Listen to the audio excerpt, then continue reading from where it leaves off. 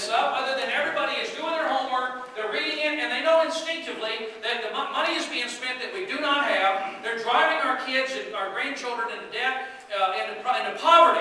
Tax rates are going to have to go to 60, 70% to pay for this level of spending. Or they're just going to default on the debt. They can't pay it. And it's unacceptable. I think people understand it instinctively.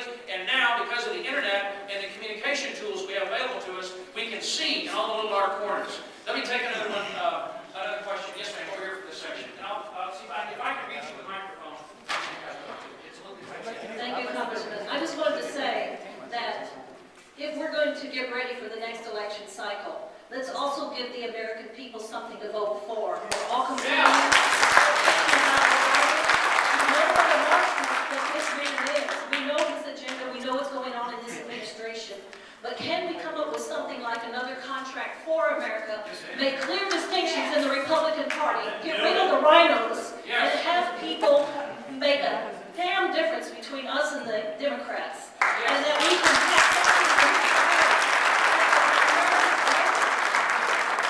get ourselves out of this. We're just let alone and let us produce. Let Texas run Texas. And that works in Ohio. And that's in my mind, that's where I want us to focus is so that if we all go home to our districts and focus around again what's fiscally responsible and conservative, what's the right way to let Ohio run Ohio, Illinois run Illinois, Texans run Texas. No one has a. We have to get together nationally so we have a national platform to vote for. That's true. And to be a direct contrast to the Democrats. So we have inspired voters, not people who are just complaining. Because we all know the problems. We got to have a Reagan-esque platform. Because Newt is great, he kind of blew it. He got in there and blew it. Yes, ma'am. I agree completely. And the legislation I'm working on is going to be a piece of that, but you will always hear me every opportunity I get talking about out of my way, off my back, out of my pocket, just simply let Texans run Texas and leave us alone. Hold you just fine. What can I, as a private citizen, what is the best way for me as a private citizen to combat and to fight all these things that I am so against? I'm telling you, the very best way is to, I can't emphasize this enough. Sign up on Facebook tonight. Get every one of your friends to do the same. Use these, they're called social media networking tools. And it's all brand new. I mean, I just started this, I started this on May 26th of last year. I met a young woman named Erica O'Grady, who I want to give another thanks and a shout out to, who is a social media expert here in Houston. And she sat down with me at a Starbucks coffee on May 28th last year and showed me these tools, and it was like a light switch went off in my head. Realized this is how we will organize the next American Revolution. Well, email works great, but email works good. But see, if we all look at the impact that these town hall meetings have already had, I think America has already scared Pelosi and the liberals half out of their wits. And this bill, we got to keep it up. But I'm very optimistic that they will never be able to pass this thing. That we've stopped the energy tax dead in its tracks, that we stopped, oh, by the way, here's another one they did that nobody even noticed. Do you know that private student loans are gone? Yeah. If you've got a son or a daughter that's in college and you discovered you got a letter, did y'all get the letter? Who told me they had the letter? I was about to get it. It says that if you were with for example, I was with the Panhandle Plains Higher Education Authority, those are all out of business. They've been nationalized. They've nationalized the auto industry, the banking, insurance, now the student loan program. They're trying to nationalize health care. We can stop them here. We can stop them on the energy tax. We can stop them in many other areas, coal, just because of our awareness and understanding. And it's all been because of the internet. So what you can do as an individual is to get up and running on the internet on Facebook. I'll give you my banned newsletter in a PDF file on my website. I mean, what else you can do? And I can speak to you freely and share the information, man, with others. Once you've established the network, you'll be able to get instant updates, for example. Once someone posts in an area that you're interested in, you'll see it instantaneously.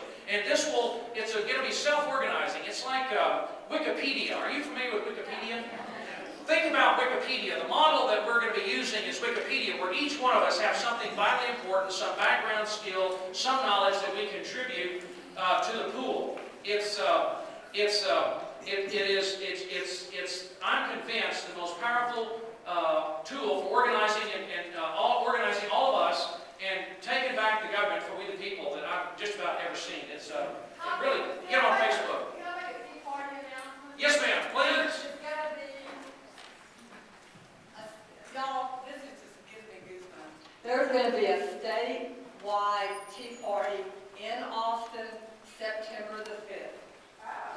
finally got our bus ticket.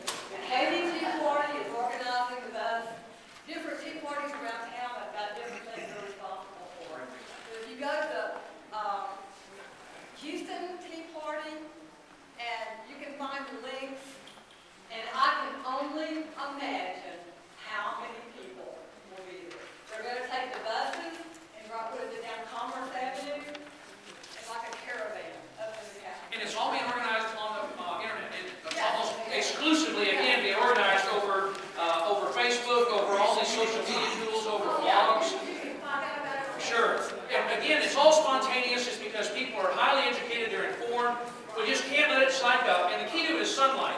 Think of it as this tool is like a bright searchlight that you can use to shine in all the little dark corners. And once people see and understand, you will reach a point. Imagine what will happen when you have 100,000 people, 500,000 people, 1 million people hit Nancy Pelosi at noon on a particular day with an email, a phone call, or a fax. That's just the tip of the iceberg. Or anybody, any elected official. We can literally move mountains simply by working together and doing it in an organized way. Yes, sir. Well, as a liberal, I like to say we're not scared, and we're going to get public health insurance passed, I believe. Yeah, free and fair debate. Open, free and fair debate. And I'm sorry for my outbursts earlier, folks, but sometimes I just hear so many half-truths, innuendos, and I just can't help it. And I get angry. You guys, I'm going to ask my question. You guys are angry too, all right? My question is, you talk about keeping the government in a box. Who's going to keep the insurance industry in a box? The what? The insurance industry in a box. Those guys are like, they've got tendrils all over our economy that affect every part of our economy. Small businesses are affected. The small business I work for is affected. It's hard for my family to get health insurance. I've had problems changing jobs, trying to take my health insurance with me. Who is going to keep them in a box? Who's going to keep them out of my life? Who's going to keep the insurance adjusters? Okay. You ready? Saying the right now. Are you ready? Okay, if you are following, again, you got to apply, no matter what the question is, if you apply the U.S. Constitution and Jeffersonian Republican principles, the knot always unties itself. That was one of Mr. Jefferson's favorite expressions, and it's true. And a Republican with a small r, meaning how do I put you in control of your life, your money, your business, your freedom, your health insurance, through you and your business and your family, and allow you to make these decisions. In Texas, we have, in 1999, I was a co-author of and passed the Patient Bill of Rights. Now, this should be done at the state level. This is a piece of legislation that requires it is designed to keep an insurance company from second-guessing the judgment of your doctor.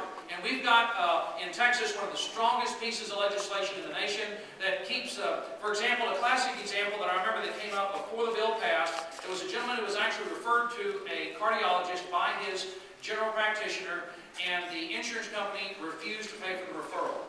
The guy goes home, he has heart pains, he finally comes back to the doctor a few months later. Doctor calls up the insurance company, this guy has got to go see a cardiologist, he's going to have a heart attack. The insurance company wouldn't pay for it, the man could not afford the cardiologist. He didn't make it to his car, he died in the parking lot of a heart attack. Which is an example of an insurance company, exactly your question, getting in between the doctor and the patient. In Texas, that guy has the right to, through